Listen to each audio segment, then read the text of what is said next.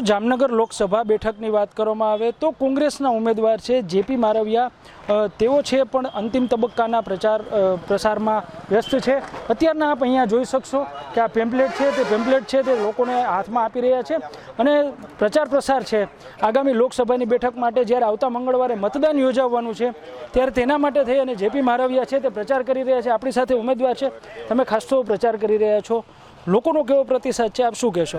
લોકોનો પ્રતિસાદ પૂરેપૂરો છે। આજે પ્રજા તાલીમામ થઈ ગઈ છે, જનતા સ્વીકારી લીધું છે કે ખરેખર પરિવર્તન કરવું જરૂરી છે। અમે જ્યાં જાય ત્યાંની અમને લાગણી આનંદથી બોલાવે છે અને લોકોનો પૂરેપૂરો સાથ સહકાર છે।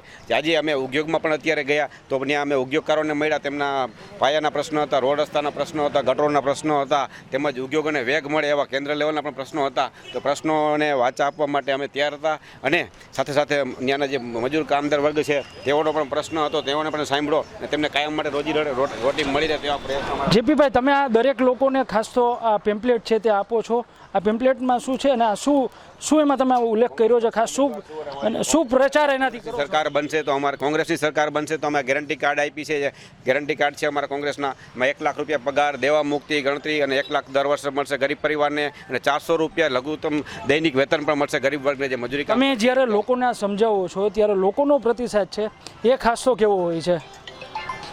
લોકોને જ્યારે આપ સમજાવો છો ત્યારે લોકોનો પ્રતિસાદ છે કે લોકોનો પ્રતિસાદ આજ પર ખરેખર બદલાવ લેવા માગે છે। લોકોનો પ્રતિસાદ અમને બહુ જ સારો મળે છે। લોકો સ્વીકારે છે કે તમે આવો અમારી પાસે અહીંયા અને આજે સત્તા પરિવર્તન કરીએ કે છેલ્લા ઘણા સમયથી આ શાસન છે તો આજે લોકો અને જનતા ત્રાહિમામ। તમે શહેરી વિસ્તારમાં અત્યારના પ્રચાર કરો છો, ગ્રામીણ વિસ્તારોમાં જાઓ ત્યારે પણ તમને ખાસ તો કેવો પ્રતિસાદ છે તે લોકો તરફથી મળતો હોય છે? કારણ કે ખૂબ મોટો ગ્રામીણ વિસ્તાર પણ આ લોકસભા સીટમાં છે, શહેરી વિસ્તારની સાથે સાથે ગ્રામીણ વિસ્તારોમાં છે, તે તમને લોકોનો કેવો પ્રતિસાદ છે તે મળે? લોકોનો પ્રતિસાદ અહીંયા શહેરી વિસ્તારમાં પણ ફૂલ મળે છે। શહેરી વિસ્તારના પ્રશ્નો છે, આજે ભૂગર્ભના ગટરોના પ્રશ્નો છે। દાદા કેમ છો? મજામાં? બસ જો આજે પરિવર્તન લાવીએ, ઘણા સમયથી ભાજપનું શાસન છે, કોંગ્રેસ સરકાર આવશે 5 વર્ષનો વચનો। એટલે આ છે જામનગર લોકસભા બેઠકના કોંગ્રેસના ઉમેદવાર છે, તે પોતાના સંગઠનના કાર્યકરો અને આગેવાનો સાથે અત્યારના પ્રચારમાં છે તે વ્યસ્ત છે અને તેઓનું જણાવવું છે કે લોકો તરફથી પણ તેમને ખૂબ પ્રતિસાદ છે તે સારો મળી રહ્યો છે। રવિ બુદ્ધદેવ, એબીપી અસ્મિતા, જામનગર।